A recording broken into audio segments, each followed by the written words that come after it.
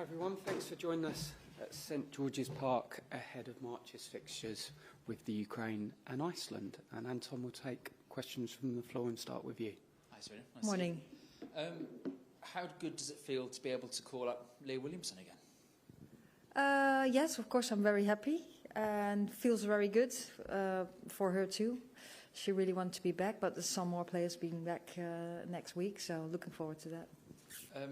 How sort of ready is she? She's obviously only started one game in the last few months, really.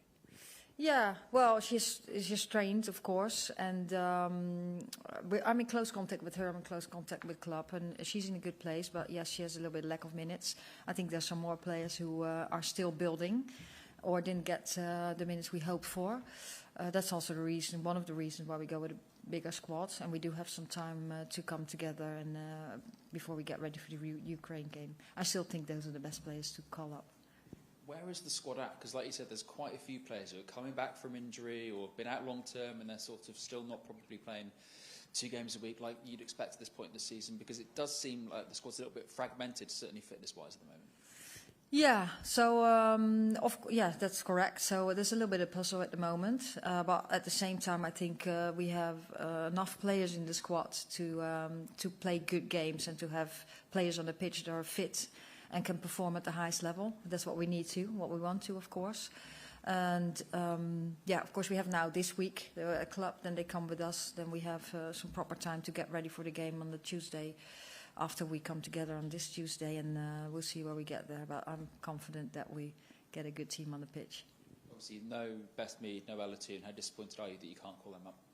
Yeah, of course you want them in the team. I think, you've seen that in all the camps we've had. Players have lots of games. It's a very high level. And, there's always a couple of players that are injured that we can't bring in. That's part of our football life too.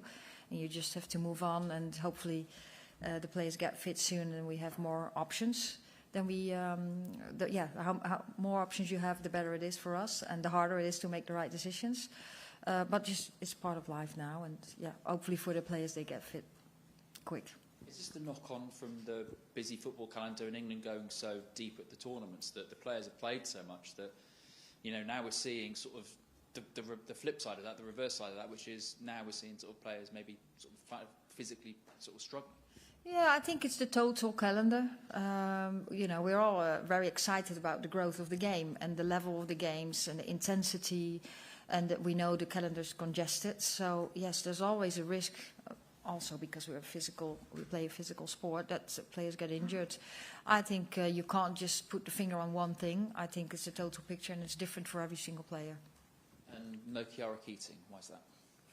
Yeah, she'll be with the under-23s. Of course, we all know that she's a very talented goalkeeper. She's been in our environment a lot over the last years. But I have big concerns about her playing minutes and over this last season. It's a long period of time, and also the competition with the goalkeepers, of course. So we invited her for the under-23s, and we're, of course, still in close connection with her. And that must be why Ellie's called up, I suppose, because she's got a place back at Villa. But how happy are you to see her in from the start? 'Cause it's been a while, isn't it? Yeah, she came in last camp, of course, because we had some injuries with goalkeepers, and she got some minutes. And of course, she's in a better place. She had some, some setbacks the last year, so it's really good to see her back, to see her happy, and to see her being available and not managing loads, playing and training fully. Hi, Sarina. Hi. Nice to see you. We've obviously found out that the Ukraine game will be in Turkey, which feels about as far away as it could possibly be. Just as, I suppose, navigating that as a logistical challenge, given the distance away, just how will you go about doing that? Yeah, well, first of all, of course, it's very sad and heartbreaking what we've experienced, what Ukraine experienced, of course. So that we can't play in Ukraine.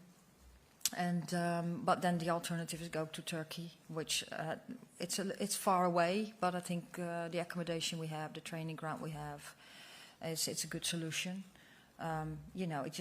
It's a realization moment that yeah, that's you know, last week one of our team members, our staff members, had a conversation with their staff members to collaborate to go into this camp, and yeah, that's in Kiev, and they're in fear because there's so much, violence there. So that's heartbreaking. Then hopefully football brings a bit together.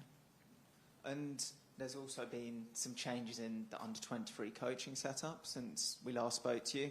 Obviously, you've talked a lot about the importance of the pathway from the unders to the senior squad, just in terms of getting, I suppose, this period of transition right of that coaching setup. How important is that? Yeah, that is really important because, of course, we want consistency. We want to continue what we were doing. I think with the staff and the coach, we've done a good job together. I think, first of all, Emma and Gemma had a good handover for us, so we collaborated in that before they moved to Bay. But now Lauren and Gerrit Toos is in, and Izzy Christiansen will come in as to help the coaching staff too with the under-23s, and we've been working closely together, of course, to watch players, to make the squads and to discuss what we're going to do. So it has been really good, and Lauren has been in the pathway, of course, from the under-19s. Toosey has been. I've been working with Toosey for the last 4 years, so he knows exactly what's happening in the senior team, and now helping out with the under-23s. So I actually think we're in a good place. And this time in the previous tournament cycle, you had just signed a new contract. In terms of your own future, is there any update on your situation? No, there's no update. It's pretty far away, World Cup. No, as I've said that before, we are in conversations all the time, and we're still very happy from both sides. We're now really focusing on this qualification. We want to qualify, and the best possible way is to do that in June. We're going for that, and let's first do that. Appreciate it is still a long way away, but obviously it's the longer the speculation goes on, the uncertainty around post-2027, there will still be conversations around it. So how do you make sure that those conversations don't become a distraction now that we're into the World Cup campaign effectively? Well, there is no distraction whatsoever. Everyone's really focused on this qualification. We're really excited to get started. It's also really nice to play Ukraine and Iceland, which this generation has not played. So I'm excited about that. The team is excited about that. And I haven't heard anyone in my team or staff that has been occupied with that. Thanks a lot. Thank you. Question, Tom? Thank you. Hi, Sarina. Nice to see you. Good to see you. We've got these new 3-match windows, so I'm just wondering a 2-part question. Did you at any point want to try and have a third match in this window, or was it always your preference to have a training camp? And if the latter, can you help us understand the pros and the cons and why you wanted to have more time with the squad? Yeah, of course we didn't decide in the Type 2 window. We call it the Type 2 window, which is that new window. So that's new for us. So we're going to experience that. That window also gives you the opportunity to play 3 games. My opinion, the FA opinion, is that at this moment we think it's best to play 2, because with the congested agenda and the amount of games the players play is so much that we didn't want to use the third one. And in the ideal world, we would have wanted to play the first game a little bit earlier. Would be even best played in the weekend, so you have a little more time in between.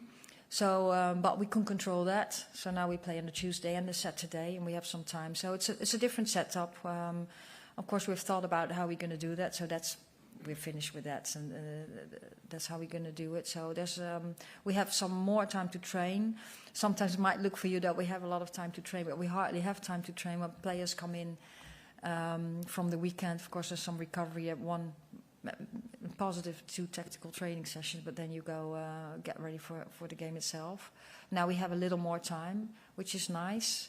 And but we're going to try out now this, of course. I think we're in a very good place, and afterwards I can tell you how we have experienced it. And what will be the priorities for the kind of week that you have training together? Will it be tactical things? Will there be other things that you're focusing on as a priority? Yeah, what we do always is, first of all, we get ready for the first game. So the goal is our starting point is now, of course, the Ukraine game. That's the first game. That's the most important game at the moment. And then we work backwards. Okay, what do we need to do to get ready for that game? And of course, we want to improve our style of play. So there's always some tactics, there's always some purpose in the training sessions. But this, we also, besides training tactical, there needs to be intensity, but we always want to have flow in our training sessions. So the session itself should be loading enough in football-wise, but also bring a tactical purpose on it. And we have an opportunity to be off feet for a day before we go getting ready for the game. So that gives some different ways where we can do some free time, but also some extra team development. And lastly, from me, as the start of a new campaign, what will be your message to the players when you get together? What will be the message at the start of the qualifying campaign?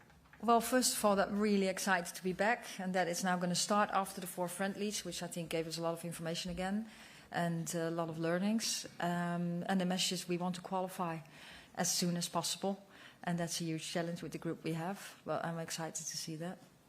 Thank you very much. And then bring it back, of course, how we want to do that, because that's just a result. Hi, Sarina. Hi. We've referenced a couple of times there the congested schedule that the players are facing. Just wondering, from what you've seen in the game, how has player care in terms of conditioning and injury prevention, has that kept pace with the schedule, do you think? Not necessarily from England's point of view, but sort of in the wider women's game? Well, at least I think there's a lot of attention on it, and there's so much stuff going. So at clubs, they do everything to monitor players and support. And we are, if you bring it then to our environment, of course, we stay in close connection with clubs. So we try to align with the load the players have at club.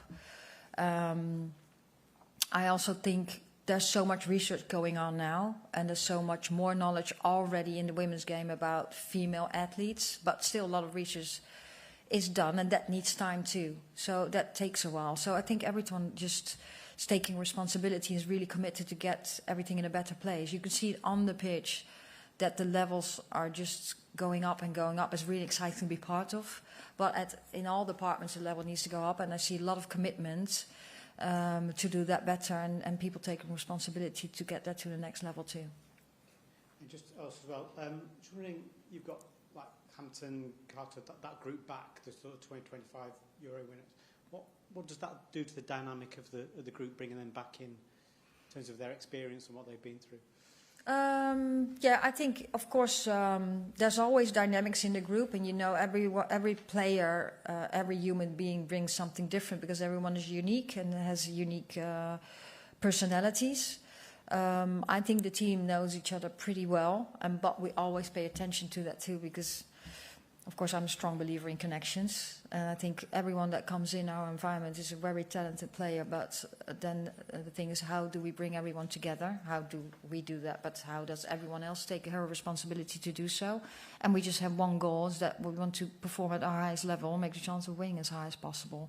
So, yes, dynamics change a little bit, but when we know where we want to go to, that brings together already, and we put some extra effort on that. Uh-oh. I just wanted to ask about Poppy Pattinson's first senior call-up, and if you could tell us a bit about what attributes you admire in her and why she's got the call. Yeah, we've followed her for a long time, also when she already was at Brighton, played with the under-23s too earlier. She's fit now for a while, played, and I think she had some very good performances with London City Lionesses. She's as a left fullback, very proactive. Just how do you say it? She's across the whole wing. Takes a lot of initiative, and what I really like too in possession, that she really wants to play forward, finds the way to play forward. Very energetic, also. So yeah, I liked her performances, so she can show in our environment. She was really excited with the call up.